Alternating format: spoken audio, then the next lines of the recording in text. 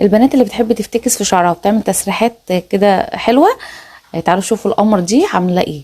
بصوا تقريبا كده مستخدمه ازيد من 100 دبوس. عارفين الكليبسات دي بتاعت زمان؟ كنا طبعا كلنا بنجيبها، واكيد موجوده عند بنات كتير دلوقتي برضو. بصوا زي ما انتم شايفين كده بتدبس شعرها ازاي. لو جدعين يعني قولوا لي هي استخدمت كام دبوس، اكتبوا لي تحت في الكومنتات استخدمت كام دبوس، وشبه حد من الممثلين اكتبوا لنا شبه مين. بصوا بصوا بتحط ياما قوي، الفراغ قاتلها دي اكيد لا متجوزه ولا عندها عيال عشان تقعد تعمل كده. ده الواحد بيلم شعره بالعافيه، ده الواحد بعد ما بيطلع من الحمام بيبقى مكسل يسرح شعره.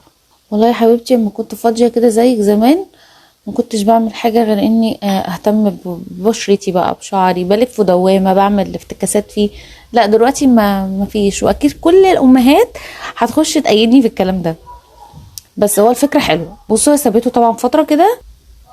بصي بعد كده تفكي الدبابيس. بصي عملته ازاي، لا محتاجه تروحي كوافير، ولا محتاجه حد يجي يعمل لك في البيت، ولا محتاجه اي حاجه.